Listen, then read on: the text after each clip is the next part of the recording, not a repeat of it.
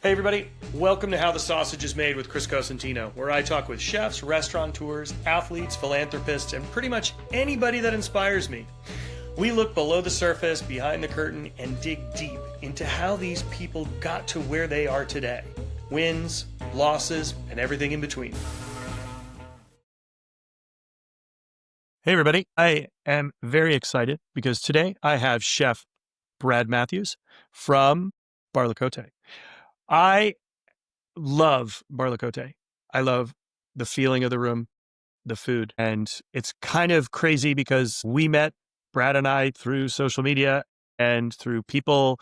And I showed up at the door one day, actually begged for a reservation one day through the program. And it was really a magical experience. And I think for a lot of folks who are coming down south from San Francisco or heading up north from LA to San Francisco, it is a must stop. The food is very, very well thought out, very special, and it's just a really unique environment. And I think it's really exciting to be able to talk to Chef Brad about how he got there and how he got to where he is now in his career. So thank you very much for taking time, Brad. I appreciate it. Yeah, thank you, Chef. I'm so excited to be here. I've always really looked up to you, and it's been a pleasure to kind of have you along the ride for my whole career. Well, thank you. I appreciate that. And through arm's distance, you know what I mean? But yeah. It's really unique. You're in a very unique area of Southern California. You are in wine country, right? I would consider that. Would you consider where you are landlocked? I would say landlocked. Yeah, it is. But what you're doing at Bar Le Cote is very special, right? It has this, I can't even put the words to it. It was just sitting in that room, the feeling, the calmness in the kitchen, the excitement of the team in the front and the back of the house. It was just really came through. And, we're going to get to it, but let's kind of start off at the beginning of how you started cooking and what was that inkling to get into the kitchen to get to where you are today? Yeah. Well, my dad was a butcher, and I grew up in upstate New York, Watkins Glen, which is a very small town. And my dad was a butcher. My mom was a nurse. They kind of worked opposite schedules, and butchers don't make a lot of money, especially butchers in a very small town. He worked in an IGA owned by a small family. Yeah. And he was just very clear about it from a very young age. Like, if you want a car, you're going to have to work for it. If you want a cell phone, first cell phone was like the StarTech, the flip up one, it had like a calculator screen. It was $19.99 a month. You have to work for it. You have to earn those dollars. And I didn't have a whole lot of skills besides like being able to wash dishes and clear tables and that type of things. At the end of the lake, there was it was a bit of a tourist trap, if you will. There's a pier that you can walk out on, and then there's a putt-putt course. There was 2 tour boats. One was an hour tour. One was a dinner cruise. There was a snack bar, a gift shop, and a restaurant. It's called Captain Bill's Seneca Lake Cruises. And I would work in the snack bar, like scooping ice cream, cooking burgers on the plancha, making milkshakes. That was like my first sort of like hands-on, like, I got burnt on the flat top today. Like I really got introduced to the flat top. And I did that. And then I just liked being there. I liked working. I liked interacting with people. I would do the tour on the boat some weekends. Some weekends I would be in the snack bar, and then other weekends I would be in the restaurant.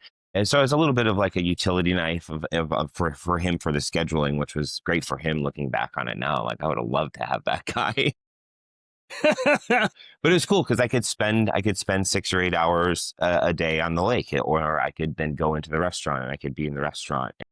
I so vividly remember cleaning lettuces and like looking at the line cooks and being like, these guys are wild. Like, they rode motorcycles and they're tattooed and they smoked cigarettes, and they're just, every other word is a dirty word.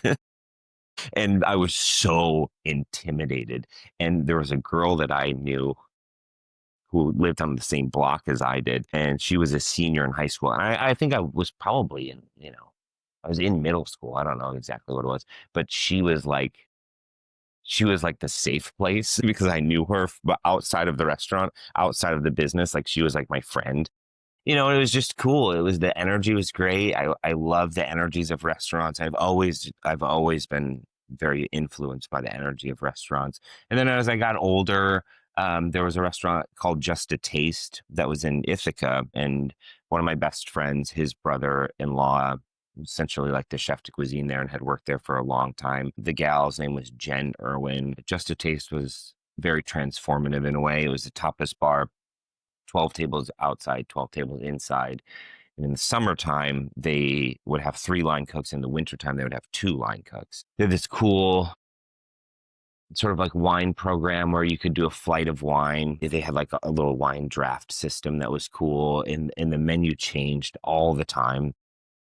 And it was really an interesting introduction into seasonality and being creative in that world, where I would walk in and she'd be like, okay, well, you got to think of some food to put on the menu today. And I felt like that was way out of my realm of responsibility. And how old are you at this point? First year out of college, or first year out of high school, I should say. So it had grown a little bit, obviously, but I just like I didn't know my ass from a hole in the ground. And she's like, what do you want to do with these beets? And I was like, I don't know. You're supposed to tell me this. Beets, I just learned what a beet was like 3 days ago. No, but it was cool. And looking back on that sort of freedom, she was very motherly to all of us. And all of us really needed that. We were all really into the Velvet Underground, and Nate, who was like the chef de cuisine, he played in a band. And like the real reason I wanted to be there was to hang out with him because he was cool and would talk to me about music and about guitars. And we learned a little bit about food along the way. But it was cool. And there's things about that restaurant that were very unique. The farmers would come to the restaurant before the farmers market, and we would kind of pick things out of the back of the truck, which was great. They would bring us cartons of cigarettes, which was also great. At $4 a pack for Winston's. Like, this was a real introduction, like a crash course in line cookery, if you will. It's like the true pirate ship, right? It Like, really was. It really truly was. The menu changed a lot, and we did certain things. We had like salt cod croquetas and tortilla española and patatas bravas. So we had like these things that would later I would understand what those jobs that those menu items did. And then there was other things that we would just totally riff off of, and they were just so seasonal and fun and lovely. But there was a soulfulness to cooking like that. There was a spirit to it that I still try to like capture and hold on to, where it was serious. It was serious because we were busy. We were a busy restaurant. Like at Cornell graduation, we would just get destroyed for 3 days, and it was funny because the schedule was funny. You would work 4 10-hour days with a little bit of overtime every day, and then you would have 3 days off, which was the ideal schedule for a line cook. But there was so much more that went into it. Like, we didn't care about who had like the sharpest knives or the fanciest tools or any of that stuff. That didn't matter. It was more like what records are we listening to this week, and how are we understanding the music and listening to like how it's mixed, and then like understanding the food, and like there was just this tie-in between all of it that was so deeply soulful, and so left such an impression on me as a kid. I wasn't even 21. I couldn't even drink. And all that stuff I think really shaped me. Now looking back at it, 20 years later, looking back at it and being like, oh, that's like we're having the same conversations like last night. But I think that's really interesting, is that you're talking about the music and the food, and there is a symbiotic relationship between music and food. And it's like, if food is nobody's dancing, Mm-hmm. right? Nobody's dancing. If food is nobody's coming back. Nope. It has to be ba-da-da.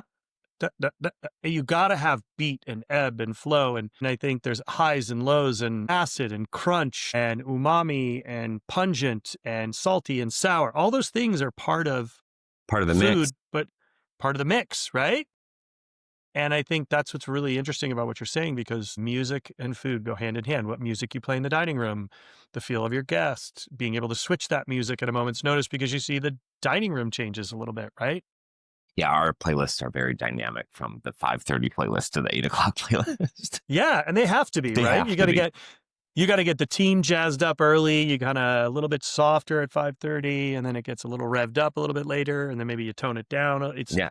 It's powerful. But it's also a So lot about balance too, right? It's like it's all about yeah, balance. And I think that one of the absolutely highest compliments that I think I hear from guests at Bar Le Cote is like, everything is so balanced. And I had 6 or 8 dishes, and I don't feel gross. I don't feel overwhelmed. Like I feel like I feel full and satisfied, but I feel good. Um, that's important to me. That's an important way to eat. And I think that also, that's the way that I like to eat. I don't like to go and just and be absolutely destroyed, and it like ruins your whole night. I've had those meals before. I think you probably cooked one of those meals for me before. I probably notoriously have. I mean, that used to be the big joke. We're going to crush you. And I think there was a phase in which that was like the thing. That was the thing. And I was very guilty of that. I was like, all right, they're going to walk out of here in a coma. Or if there was somebody I didn't like and was on a date, I was like, I can guarantee they're not having sex tonight. I'm going to destroy you, and you will not have sex tonight. You will be so bloated. You will hate life. That's so good. Yeah, Jonathan used to do that to me at Animal. I stopped taking dates to Animal. I stopped going to Animal. That was the feud, right? That was like the feud, like who could outdo each other. And I think we all went through that phase, right? There was a phase of that, but I think we grew up. Yeah, we grew up. And we evolved. Right? And we evolved, right? And I think that's really powerful. So you're at this restaurant in Ithaca, and what is the next step from there? Utter confusion, really. I did a little time in Orlando, Florida, which we can edit this part out because nobody needs to know about that. But yeah, I had some of my buddies were in Orlando, and they went down, and I had I shot down there for just a little bit of time, about 2 years, and worked in this restaurant that was actually really important. Full circle, my friend Sarah Poirier, who is how I know Aaron Kiefer, believe it or not, and works with Aaron. She was my trainer on the floor there. I would work mornings. I lived across the street from the restaurant, downtown Orlando. Sarah lived just up the street. It was very unique because this restaurant was actually closed on the weekends. It was in the financial district of downtown Orlando, and so nobody was there on Saturdays, and nobody. So we were open 5 days a week, Monday through Friday. I would work the morning grill, which was great. Walk across the street, work from like 8 to 4 on grill. And then I would go home for 2 hours. And I would come back and I would serve from 6 to close. And I loved it. It was so fun. It was such a unique way to be in a restaurant where you're like, I'm the grill cook during the day, and then I'm coming back and I'm taking a full section every night. And it was great for my pocketbook. Like, I was making good money. But also, it's a really great way to understand the diner. Like being able to be in the front of the house, I think, is just as important as being in back of the house. And there's always that feud, right? There's that dynamic and we all know there's been that feud for years. Let's just be honest. Like, if anybody said there's not a front of the house versus back of the house feud, is a fucking liar. And it's really important. They deal with people coming in that having bad days, or a feud they've had, or they had a car accident, or it's a family birthday, an anniversary. They have to deal with all this extraneous situations. Whereas in the kitchen, we're cooking. It's different, right? So to have both sides of that experience, where you're cooking in the morning in the same place and you're serving at night, you really have a great understanding of your client base and your guests. Yeah, and it was really fun. The food wasn't anything revolutionary by any means, but it was a unique opportunity. What that did for me was just further sort of like set in my mind, like, this is what I want. I remember I always wanted to cook, and I always wanted to be in restaurants, but it was that time in my life where I committed, like, I'm going to do this, and I'm going to own a restaurant one day. I didn't know what that looked like. I didn't know where that was going to be. in my head, I always had this pipe dream of like me and my buddies going back and buying Just a Taste and having this restaurant in upstate New York, which I am so glad I didn't do. Um, and I was pretty young at that. I was still pretty young then, 23, 24. And yeah, it was just, and I love and you can probably attest to this too, right? It's like, there's so performative. Every day is so performative. And it's like Broadway in the sense of there are these things that happen every day on this certain schedule. And then there are things that are dynamic. It's like, okay, the first act starts at 7, and then you have intermission at 8:45, and then the second act starts at 9, whatever that looks like to everyone. And we have that in the restaurant too. And I love that it's so predictable, but at the same time, it can be absolute chaos. It's just really romantic to me, and I find the challenge becomes pushing yourself every day to be better, to make the show better every day. There's a really I remember seeing something about performing. It was an interview with Jack White. Jack is take it or leave it for whatever you think about Jack, but it was a really cool mindset that he was in. He's like, we don't write in the White Stripes, we don't write a set list. We just perform. We go out there and we play. And I look at Meg, and I'll kind of mouth whatever song comes to mind to me next. I'll put my guitars just slightly out of reach so that it's not easy, so that I have to take that extra step, and it pushes me to get back to the mic faster. I'll put my pedals just a little bit out of reach. And I like that mentality of just these little subtle things that, like, as a viewer or as somebody watching the show or as a guest in the restaurant, you would never know that, like, you're pushing yourself that way, but it's making you better. It's pushing you that centimeter every single day. I think that is the mentality that I try to really get into and kind of instill into my cooks too, is find these moments, and the front of the house too, is find these things that you're good at and become really good at them. And then find the things that you're not so great at and become better at those every day. That's great. It's true. Right? It's like, do we evolve every day, or do we just stand still? Right. Yeah. And I think you push yourself, and when you push yourself, it naturally pushes others to follow. Right. And I think if we go for it. I don't really talk about this much with anybody, but like throughout sobriety, it's been a big journey of that for me too. Is like every day, the motto of sobriety is like one day at a time, right? And then I don't necessarily think of it like that, but I think about it as like, okay, did I get my centimeter today? Did I find a way to grow today? Even if I did 2 extra push-ups, but at least I did those 2 extra push-ups, Is my knife sharper today than it was yesterday? Did I slice with the fish nicer today than I did yesterday? It's like just these little simple things. Did I lead with more kindness today than I did yesterday? Like, those are things that I think about and try to hold myself to the utmost accountability to. Yeah. I think it's really important to think that way too. And it's like, it's how we improve. We improve ourselves and we improve others at the same time. It's important. So Orlando, your 2 years are up. Where now? Los Angeles. Sarah, my trainer at the time, we'll go back to Sarah, had met and fallen in love with who I grew up with. He was working at the Slanted Door. Sarah had moved and was working for Fresh Point Produce. These are all things that you remember. I know you do. I know Fresh Point. They're still here. They're still there. Sarah had invited me and my then fiance out to San Francisco. We were looking to make a change, a big change, a life change. We were thinking New York, or we were thinking California in some facet. I'd gone to San Francisco. I'd never been. I went to Bob's Donuts, ate a pluot, smoked pot in San Francisco for the first time, and what transformative. California weed. Wow. California weed, a Bob's Donut, and a pluot. You kind of just hit the trifecta in one day. That is it. The question is what order was it? Did you have the pluot first, then the weed, then the donut? Or did you? Weed, pluot, donut. Weed, pluot, donut. That sounds more accurate, yeah. No, and we came out, we did a little bit of a tour. We went up to went to Napa, went to Sonoma, spent some time in San Francisco, drove down to the Monterey Peninsula, went to Carmel, and I just fell in love with California. Yeah, it was that trip alone. It was like California is.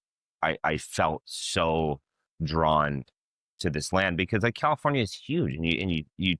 It's not that I felt like I knew New York State or I knew Florida or whatever. I didn't want to know fucking Florida, but I just felt like this. If I was gonna make a big life change, I want it to be on this coast. I want it to be in this state. Yeah. So Los Angeles. First apartment in LA was in Santa Monica. It was on 6th and Broadway. I printed out some resumes, started walking up and down the streets, saw a little place on the corner of Ocean and Santa Monica Boulevard called Bar Pinchot. Didn't know anything about it. Didn't know who Joe Miller was. Didn't matter.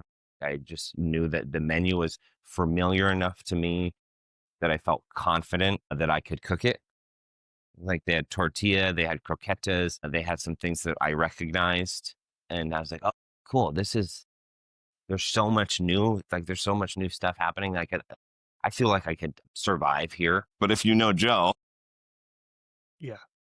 Well, I mean, you're coming to California, you're in LA, product availability through the ceiling, right? I'm Yeah. sure there was so much new ingredients, things Yeah. you'd not had a chance to see, work with before, flavors. It's overwhelming. I mean, I remember when I first came to California, I was like, holy shit. Like, what is this? What's that? What's this? It becomes like overstimuli. You have to kind of pick and choose your battles that day, right? Every day when something new shows up the back door. So that's a very logical decision. Like I recognize and there's things I know how to do and I can grow at the same time. And I can walk here. That helps too. That's a big deal in LA. Huge, huge. No, but looking back, like I think about it sometimes. Like, damn, it was such a lucky, not lucky, but it wasn't engineered by any means to land into Santa Monica and to get a job in Santa Monica. It just happened. It was circumstantial. So fortunately enough, there was a gal that worked there who had vacationed and spent summers in upstate New York. She knew Just a Taste. She knew kind of the ethos of the restaurant. And she had told Joe, she said, we should meet this kid because I know this restaurant and the food is fantastic. And I've been there and I go there and I think that there could be something there. So Joe hires me on as a prep cook. And then I quickly kind of climbed up the ranks and honestly I loved Joe. I have a deep appreciation for Joe and fondness for him. My dad was also a football coach. He was the football coach at my high school and was like could be a pretty intense person. And I always kind of I didn't see through Joe his bullshit because it wasn't bullshit. Like to me, this was a man that really struggled to communicate. If you knew Joe, you understand the struggles that he had in communication. And when his temper was up, he communicated much more efficiently. That happens. It happens. But the thing about Joe is that everybody loved him with reason, and everybody felt like they knew him. And he took the time to walk table to table and to shake people's hands. And if you went to Joe's, he was in the kitchen and he was standing at the pass there, and that kitchen was open, and he made you feel welcome, and he made you feel really special in his restaurants and in his dining rooms. It was cool. It was cool to watch that. And it was cool to go to the farmer's market with him. We could walk right to Santa Monica Farmer's Market from Pinchot. And it was fun to go with him because of his interactions that he would have with people through the market, with his interactions with farmers that he knew. And it wasn't until recently I was sitting with my friend Phil Pretty, who worked at Joe's at the same era that I was at Pinchot, and we didn't know each other. I cooked with him last week. It was Heritage. He has a restaurant called Heritage in Long Beach, which is 1 star, and it was their 5-year anniversary. And we were sitting after service and we were talking about Joe, and we were kind of reflecting upon him and the people that went through his kitchen and the chefs that he turned out and the people that are still in the Brian Dunsmore and like Andrew Kirshner and all these people that are still cooking and have great restaurants and have had beautiful careers through Joe. And it was just really cool to sit in that moment with Chef Phil and to reflect upon it and to giggle about some of the things about how, Joe used to wear these bandanas, looked like sort of a samurai or something, and it would be so sweaty. That was a thing for a while with a lot of Oh folks. my God. But at the end of the day, he just really wanted to cook good food. And he did give us a lot of freedom to write specials. He would talk shit about them to your face, but he would let you do it. And he would always push you in a way to like, okay, well, how can we make it better? For me, Pinchot was unique because it was like, well, how could you make it Spanish? How could you take it? And I remember, I was thinking about you last night. I remember watching some of the food that you guys were doing and that you were doing and thinking to myself, like, okay, Chris is like, he has this deep love for pork and for pigs. And that's something that is a through line into Spanish cuisine. It's like this deep love for pork and love for Iberico secreto or like all of these things. And like, and I remember like watching the food that you were doing and being inspired by the food that you were doing, and then trying to find this narrative to like, how can I take what you're doing up there in Canto or where, whatever it was, and being like, how can I make this fit at these 30 seats in Santa Monica? Pork is a magic creature. Pork is a magic creature. And it has a vein in all these cultures, whether it be Spanish, Portuguese, Chinese. It really is a through vessel, right? Culinarily through all these cultures. And I think it's because of its 100% utility. Totally. And it's like you were making your blood sausage or you were doing this, but at the same time, it's like, okay, well, we can get Morcia. We don't have we have we have like 800 square feet here. We're tiny, this tiny, tiny thing. It's me and one other line cook, and we're both working doubles in the chef, and we're calling ourselves sous chefs, but really it's just salaried $27,000 a year so that Joe doesn't have to look for any more cooks. Oh my God. But hey, man, I was making it. I felt great. But it's like, okay, cool. We have all of this product from the farmer's market that's right in our backyard. And we're getting these great imported Spanish products. And there's a through line there. And it was really important. And Joe was so supportive. And it was a really special time. It was a really unique time. I remember I used to get up. I was off on Wednesdays. The Santa Monica market was Wednesdays. And I was off on Wednesday, but I would get up and I would go into Pinchot because we would all go. The chef's name was David, executive chef. His name was David. My friend James Martinez was the other sous chef, and it was David, James, and I. There was basically three of us, and I would go in to the restaurant. We would meet at 9, and I would get there at like 5 or 6 on my day off, like an idiot. But it was just because I loved watching the sun come up from the restaurant over that little corner in Santa Monica. I loved watching the sun come up, like in kind of hitting the pier. I just liked being on that corner as the farmers were like setting up for the market. It was cool. I would like kind of make sure that whatever special I had run on Monday or Tuesday when the chef was out we still had means for that, and would make us all coffees in the morning. It was just a really special day. That market day on Wednesdays in Santa Monica was a really special day. And then you go to the market and go home and take a nap and cook something for dinner. It was just a really special and transformative time. And it helped me get to deeply understand California through the eyes of that market, through Joe and through the guests that would come to the restaurant. Santa Monica was popping off then, Brian Dunsmore and Chris Tominaga had just left Joe's, and they were doing Wolf in Sheep's Clothing, their pop-up. I remember that. Yeah, that was a moment, and it was very the cook culture in LA was so divided then because there wasn't really social media, and so there were like there was like the Fairfax cooks, which was John and Vinny and Animal and like that crew. And then there was like West Side cooks, which was like, my friends, which are Chris and Brian and that little crew of people that were there. And like downtown LA didn't seem to have much going on, but it just seemed like between, you know, Jelena, Tasting Kitchen, Joe's, Animal, everything kind of in between. It felt like the center of the universe for us as young LA cooks. It was a really big moment. And if you weren't working at Joe's, then you were working at Animal, and that was kind of it. I mean, there's so many things happening there, right? I mean, LA is such a diverse, large city that there is restaurants just exploding in certain areas, Mm-hmm. but it's also completely separate.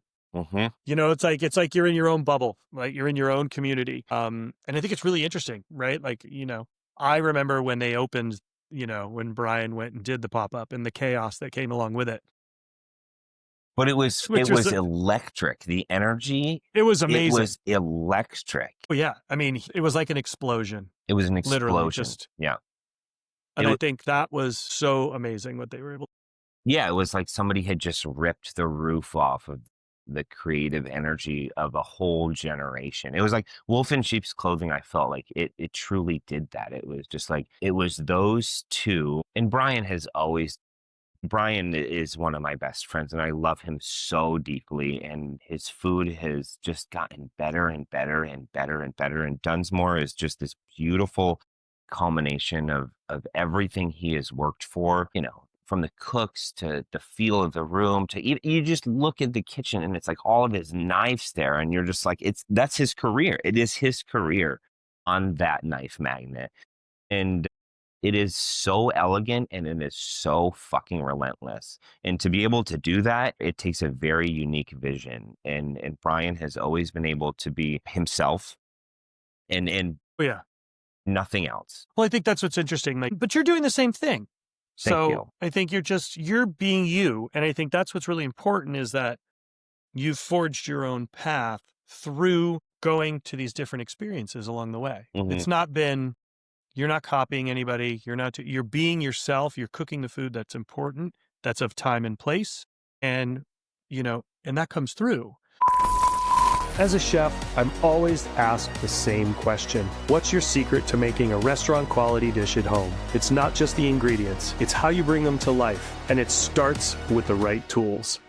Heston's Probon Professional Clad Cookware Collection will give you control, consistency, and confidence. It's cookware that makes you want to cook more. Check it out at HestonCulinary.com and use my promo code COOKWITHCHRIS for 10% off your first order. You're in Santa Monica. You're working at Joe's. You're going to the farmer's market. Yeah. What's next? What's the next move? David LeFevre. Big dog. Big D. That's a big one. Big D.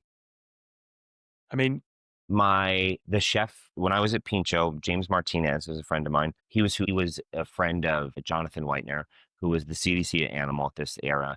And James was one of my best friends and is still one of my best friends. He's the chef at Manhattan Beach Post right now. James had told me, you're not very good at fish. You don't really know how to cook fish.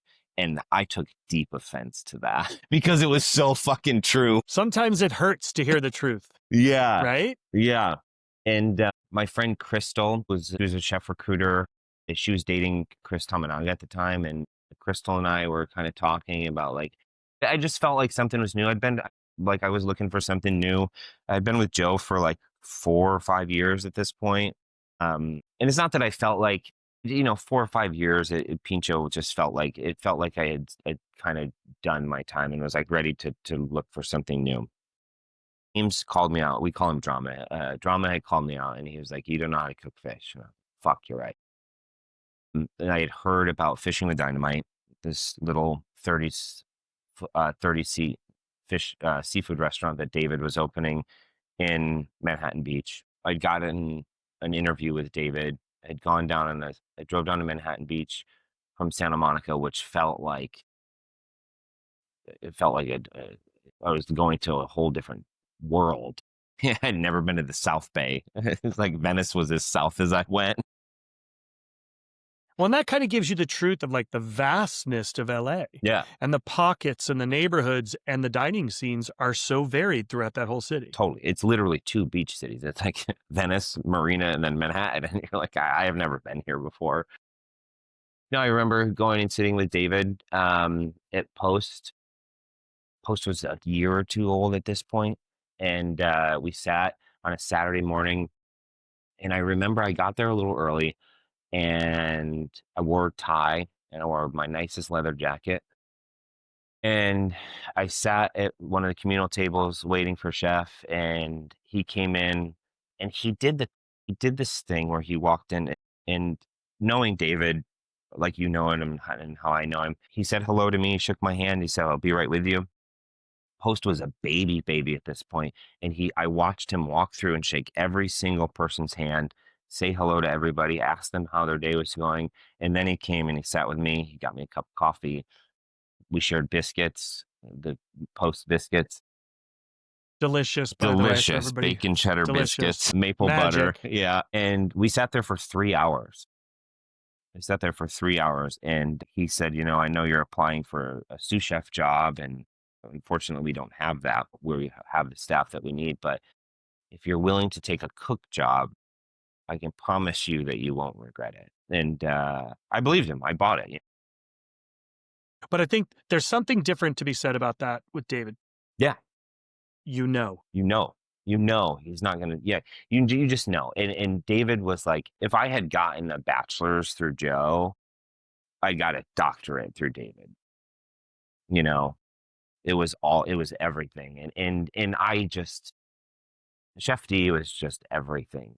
You know, we would have these company meetings and whole wide company meetings, and it was like a leadership meeting. And I would leave those leadership meetings with him and Mike Sims and his whole company, and I would just be. It was like I was high off of leadership excitement. You know, like just the way that they packaged everything, and you just bought it, and you bought it because he lived it. He lived these things. So we opened fishing. I went in as a cook. The sous chef who was there ended up leaving. He had a baby, ended up leaving. Ray Hayashi, who now has Ryla with David, had asked me if I would be interested in the sous job, and of course I would. I loved Ray, still love Ray.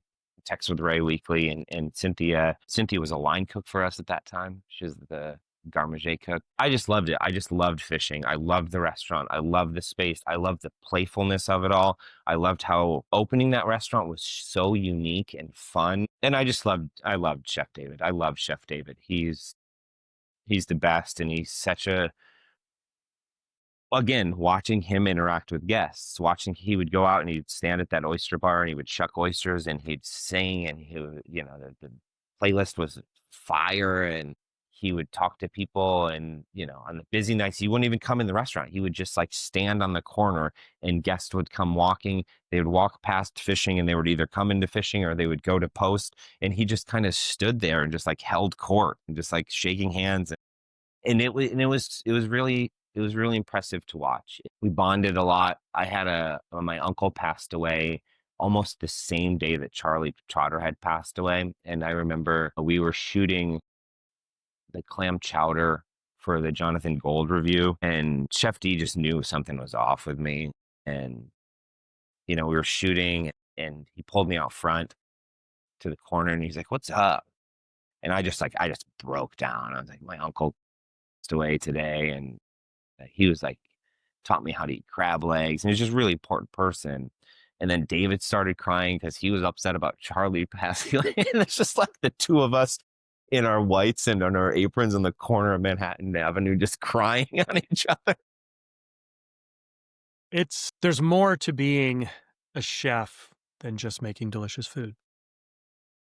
It's truly about being there for your team, being there for your guests, and just being human. Yeah, being human and he said, he was like, as soon as we're done, go home. I'm sending you home. He was like, I'm not sending you to Santa Monica. I'm sending you to New York. Go home. And I did. I listened to him. Stopped in Venice on the way home and got a tattoo, as one does. And you know, D was he was really important. And then Chris Tamanaga. So I was out fishing for a little while, almost 2 years. Chris Tamanaga was then opening a project called Cadet in Santa Monica, and he had asked me to join the team there. And this is where I met Daisy Ryan, my business partner here at Bar Le Cote, and she's the chef and owner of Bell's with Greg Ryan, her husband. Daisy had just come off of opening Pot at the Line Hotel, which I know you remember. So Daisy was the general manager, I think. I was the sous, and Chris Tamanaga was the executive chef partner. This sort of French wood-fired restaurant in Santa Monica. We had this big Grillworks grill, and we were going to do this sort of like Bonchani style country French. It was a loose concept. The restaurant wasn't open very long. It was fun. And it was really nice to meet Daisy. And I clearly, you know, this was like 2009, 2010. Jeff Weinstein was the partner with Chris, and Jeff was a wonderful human being, and he owned a burger franchise called The Counter. And this was sort of his passion project with Chris, and Jeff's wonderful. It was just a little bit of like all the right people, but just kind of the wrong time and the wrong place. It just never really hit.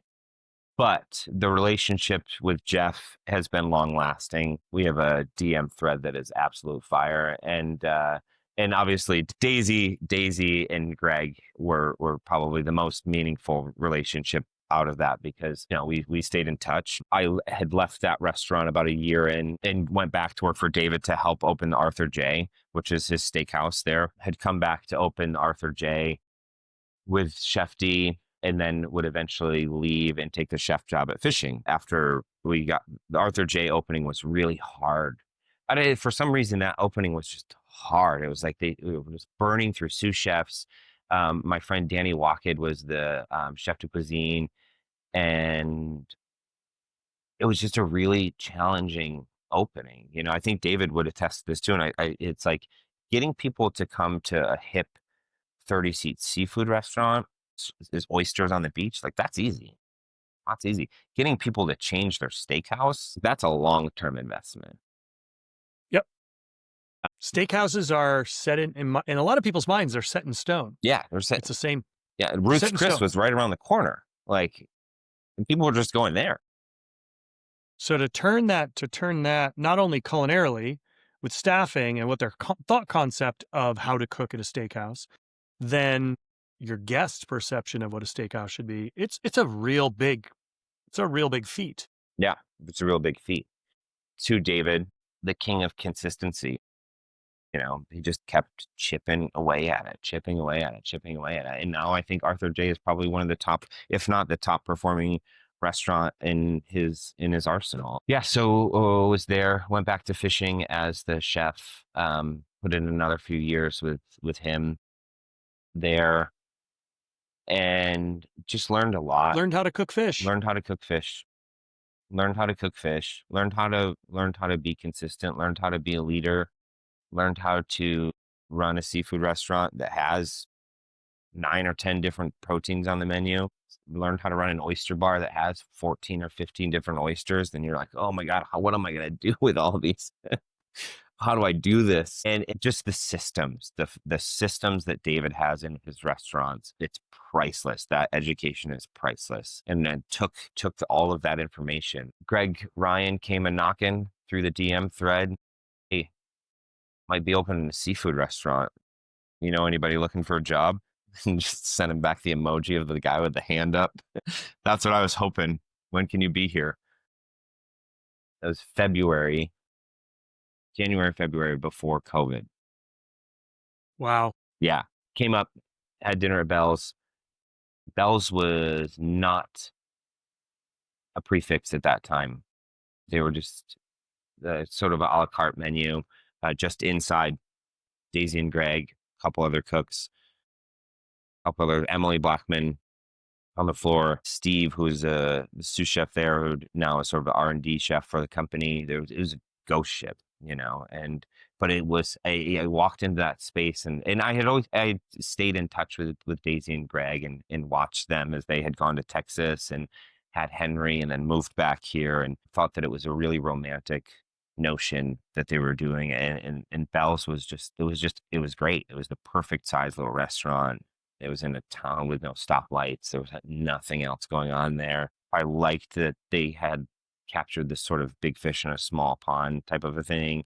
um, San Ynez Valley. I'd come up here a little bit before, and it felt reminiscent to Ithaca to me in a lot of ways, where there's like, there's a lot of farms and there's quirky restaurants, and then there's like this wine culture, and the roots of it all just felt very reminiscent of home to me. And I didn't know much about Greg specifically, but I just knew that he was going to be successful in whatever he did. He just had that sort of dead look in his eyes where you're like, this guy is going to work so hard that he is going to make it. And I felt like that was a good person to align with. Yeah. So we kind of kept in contact. The shutdowns happened. Greg, Daisy's dad, owns the building that Bar Le Cote is in. And so we weren't going anywhere. I moved up here. We stopped putting food in to-go boxes at Bell's. I started working at Bell's. We stopped putting food in to-go boxes at Bell's, reopened Bell's for not in-room dining because it was outside, but, started inviting guests back into the restaurant, doing the prefix menu on the patio, eventually started seating people inside, like every other table sort of thing. You remember all of that. It was just so Yeah. crazy. And then started building energy towards Bar Le Cote. Okay, cool. This restaurant we're going to happen. We hired a general manager, a kid that I had hired at Fishing with Dynamite as an oyster shucker. He was from Santa Maria, which is just up the street from Los Alamos. He had moved back during COVID to be with his family. And I was like, okay, cool. I got a sous chef, this kid that I've known since he was 18. And I know him, I trust him, and I like him a lot. Had then now hired, it also then hired my second sous chef, Jose Gomez, who is the chef de cuisine at Bar Le Cote now. Things started falling in line. Permitting got pushed a little bit through the summer, so we had staff. We had two salaried sous chefs, our general manager. So we took the show on the road and we did this summer tour, which was really fun. We hit a bunch of restaurants: Found Oyster, Anna Jack Thai, Rustic Canyon, All Day Baby, Gigi's. So there was like a 5 or 6, maybe there's a couple more, and I can't really remember. We had just did this pop-up tour. We were like, well, we got the band. We just don't have a recording studio, but fuck it, let's take the show on the road. Smart. That's actually really smart, because then you build the rapport with each other. You get everybody in the same sync. Yep. And it was cool because we built the buzz, and we tested dishes, and we worked together, and we figured out who we were. We figured out exactly who we were, so that when we started playing home games, we knew who we were. We had our identity. We knew what we wanted Bar Le Cote to look like. We knew what we wanted the food to be like. We knew the energy. We had built this playlist. Greg and I, I remember we were sending each other songs. We were sending each other songs, kind of building this playlist. And then it changed throughout the tour, the summer tour, the opening tour. And we just had this playlist that was just a lightning bolt emoji. And, it was The Clash, and it was Link Ray, and it was like some Stones, but not really. And it was like the Cramps, and it was just energy. It was just like that energy. And you know what? Thinking about it right now in this conversation, it felt like that same energy of Wolf in Sheep's Clothing, where it was just like, it was burning inside of me. And I was like, I have to get this out somehow, Yeah. So then we finally got to open the restaurant. We hired the staff, we cooked the food. We didn't do much to the inside of the room. BLC is in a historic building here in Los Olivos, and the building has so much character, so much charm to it. It was a hardware store. This is the third, fourth rendition of a restaurant that has been here. Bar Le Cote. Cote means sides. It was originally called Sides Hardware Store. Then it was Sides Hardware and Shoes, which was a restaurant. It always had this sides in the name. It always had a name. It was always called Bar Le Cote, even before We knew what we wanted the restaurant to be before I was even on board. It was just called that. It's kind of cheeky in a way because it also is a little bit of a nod to the coast, coastal seafood, and the history of the building. And yeah, we'll be four now in or a month. Oh, well, no, we'll be four in a week and a half. And it has just been a beautiful, wonderful, wonderful journey. It feels like 4 years in, uh, it still feels so new and fresh. I feel like I'm finally under you can probably attest to this as a chef and as somebody who's owned a restaurant. I like finally I'm starting to figure out how to be an executive chef. I don't think I ever figured it out. Still wondering how to do that. Ay, ay, Yeah, ay. it's trying. I think, yeah, I'm getting pretty good at the flowers. That was actually one of my favorite. That's like the best distraction. It's like flower time. I'm gonna go do flowers. I used to Yeah, go to the I'm getting flowers pretty market all good the at the time. flowers. I'm getting pretty I good at the love doing flowers. that. Yeah, but the food has identity. The food has identity, and the team in this restaurant is when you build a restaurant, you think about you think about the food, you think about the art plates, you think about the chairs and the playlist and all these things. But then the people come in. The people come in, and that's this unknown entity. Why they all keep coming back, but they do, and the people just keep getting better. Like the longer they're in this room, um, the stronger the relationships are that the crew builds with not only themselves but with the guests. They come back and they're like guests know everybody's life story, and I think that it is because we are in a small town that we're awarded those type of bonds. The kitchen crew is wild, and it's been really funny because we're just getting through summer now, and so we had all of these kids that were back from either from college or summer jobs, and it was the first time that we ever had like a real wave of summer employees. And the things that they're talking about, these kids, and I never felt more like a 41-year-old man than listening to like a couple of 16-year-old kids talk. Dude, don't get me started. I used to give mandatory movies for them to Yes, watch the smart. so they could relate to my comments, like, and they would look at me and like, "What the hell is he saying?" I was like, "You have to watch this movie. You gotta watch this movie. I want to report." Yeah. And they were Come like, back to me. Come back to me. come back to What me. do you mean They you weren't don't know who interested. you don't know who Biggie Smalls is? No, it would be like they hadn't seen 48 Hours or Yeah. they hadn't seen like I was like, "Dude, we live in San Francisco. You got to know these films." Yeah, you got to You know it.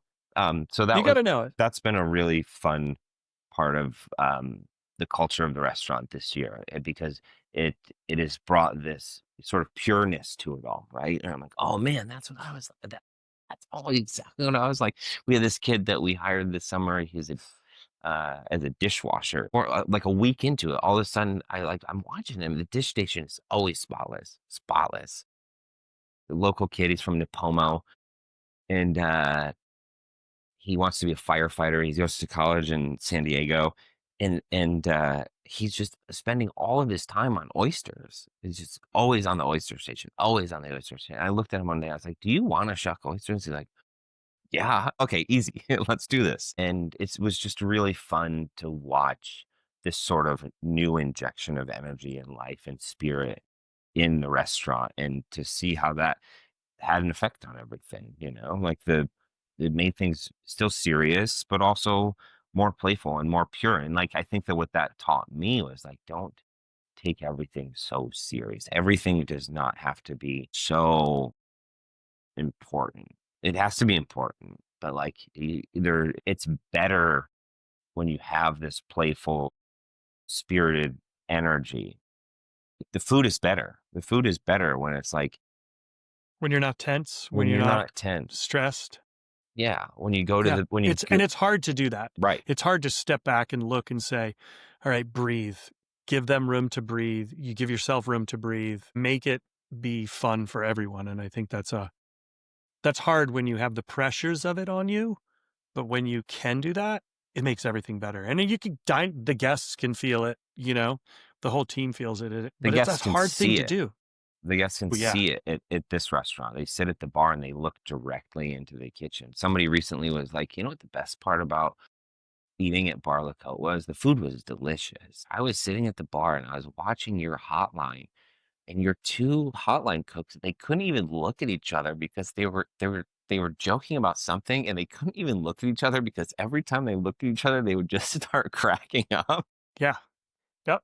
It's like food It's tastes dinner and a better. movie. Food tastes Yep. better when you cook it with a smile, or when you because there's still that love and passion, and there's that heart Mhm. that goes into it. And all this being said, this is a very busy restaurant, and it's not always like that. It is very serious. I take this job and I take what we do here very serious, and I take deep responsibility into it. But it has been heartwarming, as cheesy as it sounds. It has been very heartwarming and nice to have this summer and to have this new energy in this building and into the menu and into the food. And you're like telling somebody about, like, all right, so this is a Jimmy Nardello.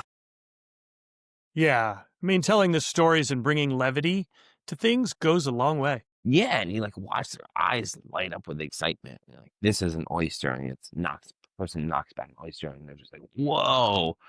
That purity is important, and it also, being able to have the restaurant here in San Ynez and be able to go to Finley Farms and every day, and drive past these fields every day to watch this all.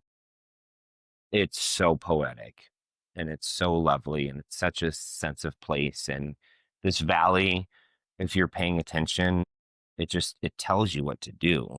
It tells you what to put on the menu. You just listen to it. It's important. So, So, what's your feeling on social media versus real life, and how does that affect you there at the restaurant? it's tough. We don't have a social media person here at the restaurant. Greg does it for Bell's. I do most of the posts for BLC. I try to interact with a lot of people on there. We have the host team and the management team will field inquiries, and we always sign off with our names on IG and through DMs, which I think is a nice touch because I think that it lets people know that, like, you're talking to somebody directly at the restaurant, directly at the restaurant. It's such a tricky world through social media, right? Because it's necessary, and you can color it to look you can color it to look rosy, you can color it to look however you want. Through my personal one, I try to find all the beauty that I can. I don't think anybody cares about my political point of view, so I'm not gonna talk about things like that. I'm not gonna be making these sort of like I'm not gonna stand on a soapbox out front of the restaurant and start screaming all these things that I believe, because that's fine. Those are my personal, private feelings. But I'll show you my borage flowers that I'm growing. I love it. And so I think that there is an identity through our restaurants. I think that what Bell's has done, what Greg has done through the Bell's social media is kind of a phenomenon. Everybody knows that the Bell's IG account is Greg, and he gets trolled relentlessly, I think, sometimes by people who work for this company.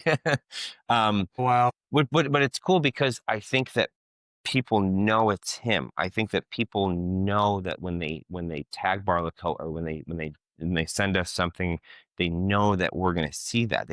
It doesn't go off to a social media firm or whatever it is, and then it gets sort of distilled down, and then we get like a little second hand, third hand, fourth hand acknowledgement through it. Like, no, it's direct feedback. It is direct feedback, and I try to be real with it. I like showing cooks. I like showing the service team. I like sort of the behind the scenes view of it all. There's so many personalities in this restaurant, and I think that social media is a cool place to show them all. And so I like it for that sort of stuff. Obviously, you have to keep the hype train moving. That's a necessary evil. There's a part of it where I try to pay attention to, like, the formulaic part of it. Like, okay, this works. Like, if I post Monday at 8:30, there's going to be more traction as opposed to Saturday Yeah. night at There's the 10. science of it and all Yeah. the business aspect. Of course. Of But course. for the most part, I think it is a cool way for people. I think that it is an additional way for guests to feel involved the day to day of the restaurant. And I think that for that specific point along, where people who live in Los Angeles, or my mother who lives in upstate New York, is like constantly, she's fast and loose with the likes. I love that. What has been your worst professional mistake? That's a great worst mistake. That is a great, great question. I don't think I think that if I could do it all again, I would take bigger risks. I think that I played it a little too safe, and I enough in my career, I didn't believe in myself enough, but, you know, I would look at Providence and I would look at, some of these restaurants and be like, I'm not good enough to apply for a job there, or I'm not good enough to get in the door there. And so I never took those risks, and I never pushed myself out of my comfort zone enough. Is what I would say would be the biggest mistake. Do you have a best meal? A best meal. Anytime I go to Daisy and Greg's house and Daisy's mom cooks for us, it is the best. That's a perfect I think that's what's really interesting is there's all these when I ask this question, it's a kind of a mix, right? And I think sometimes people think it's just restaurants. Sometimes people are looking, you know, and listeners want to hear like, what was that, that restaurant thing? I think some of the best chefs and cooks in the world don't cook in restaurants. They cook in their homes. Yeah. They choose not to be in restaurants because they don't want to deal with all the bullshit. Yeah. And there's a certain I'm not really sure how to phrase this without sounding like an asshole, but I'm gonna do it anyway. So it's like you and I go to a restaurant, and it's like we go in there, and most of the time I go to my friends' restaurants and they send out a bunch of stuff, and the Yes. service team is so lovely. And they're like, great to meet you, chef, blah, blah, blah. And I love that. I'm so thankful for that. And I'm so proud of my friends, and I love supporting my friends, and I love nothing more than to watch my friends succeed. And so that's a unique experience because it's not necessarily the same experience that everybody gets. But when you Yes. go to somebody's home, when somebody invites you over for dinner, or like my friend Joey Lucas, he invited me over for Thanksgiving last year, and he was like, "You're not cooking." And oh man, that was a great meal. Yeah. Those are special. Those are Yeah. special moments. Yeah, and Really. there's something to me that is heartwarming. Michael Cimarusi, one time I heard him describe a dish. He was talking to a cook, and he was like, it has to feel heartwarming, and I attached to that because that is such a unique way to um, describe a dish. When you're describe a way that you're plating something or describe food, is like, yeah, it has to evoke that emotion from you or from the diners. And it's a really hard thing to do. And for us as chefs, a lot of times things in restaurants might not feel that heartwarming to us. It might take going over and having somebody's mom cook for you. Or a lot of times it's just who you're at the table with, like the food the food is always wonderful, and I can find something to love about any meal. Whether it's a smash burger or it's like whatever it is, there's something that's always satiating, or it feels nice. Or a lot of times it's just that time that you get to spend with an individual or with your friends. It's the medium. It's the medium that's the conduit between a conversation and Yeah, people. I remember we got to have a New Year's dinner at Here's Looking at You, New Year's Eve. Jonathan, my friend Drama, Brad Watson, I think, was there. Brad Watson is a corporate chef for John and Vinny now. And it was a bunch of us that never get to sit at a table together on New Year's Eve. I don't know how we did it. I don't know. That's a pretty magic day. I don't know how we did it. I don't know how we did it, but man, it was like that was a meal that was so memorable. Those experiences to me are the most. Is there anything you won't eat? If you could sit and have dinner with anyone, with us or gone, who would that be? Ooh, I would love to sit and have one in my restaurant. Joe. I wish that I could have Joe come here. Not that I would like want to show off to either my grandma or Joe, but like just to see the light in their eyes one more time. Like to see my grandma Mathews. I would do the stupidest shit as a kid, my cousin and I, and she would always just laugh at us. They're very forgiving grandparents, aren't Oh they? yeah, and I have a recipe for profiteroles, and yeah, I would love to spend one more breakfast with her after church. What's been your biggest culinary flop? Flop? Oh, that's tough. The dish that shit the bed. All of them. You know you've got one. I mean, we all have them. We think we got a star and we end up with a turd. You know, there were some dishes at fishing that I thought were like really, and there was a salad one time, a butter lettuce salad that it was like, I was like, oh, I just had this vision for this really beautiful like butter lettuce and green goddess dressing and shaved carrots and shaved cucumbers. It's like, sounds like it should be a fucking home run, right? And No. I remember I sat with David and he goes, I hate the way this looks. And then Yeah. that was a blow. It's like, man, I can't even get a good salad. Yeah. He might We've all even got 'em. remember it. He might even remember it. What's your favorite cookbook? Alice Waters' Chez Panisse on Vegetables is really important to me. That's the one that I feel like I just go back to that all the time. Like all the time. I always find something in that book.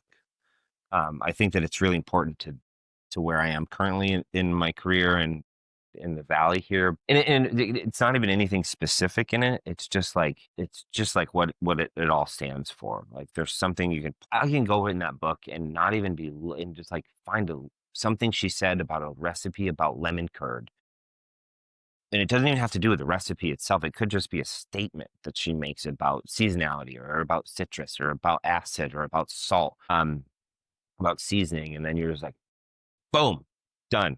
Samin Nosrat, salt, fat, acid, heat is also a really big one. I try to Great have one. all my cooks read that book because I think that's a really important book too. Do you have a must?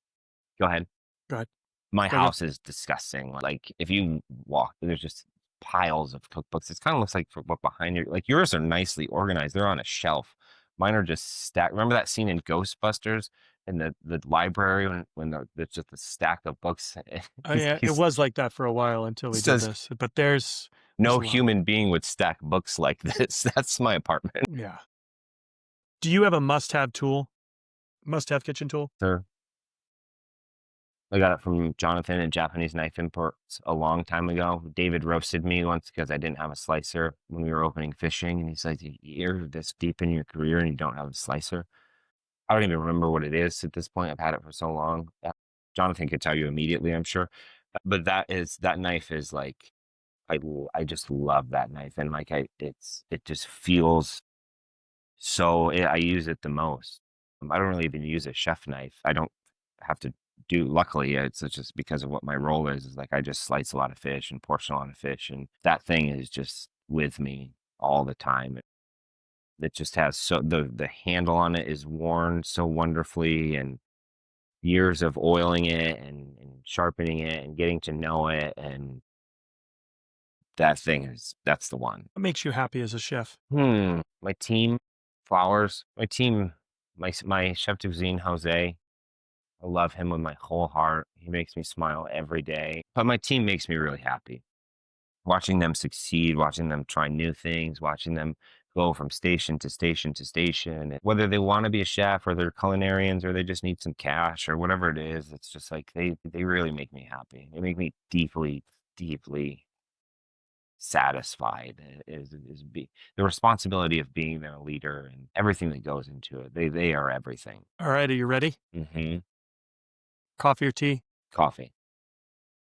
Espresso or drip? Milk or no milk? No milk. Pancakes or waffles? Blueberry pancakes. Oatmeal or yogurt? Oatmeal. Bacon or sausage? Sausage.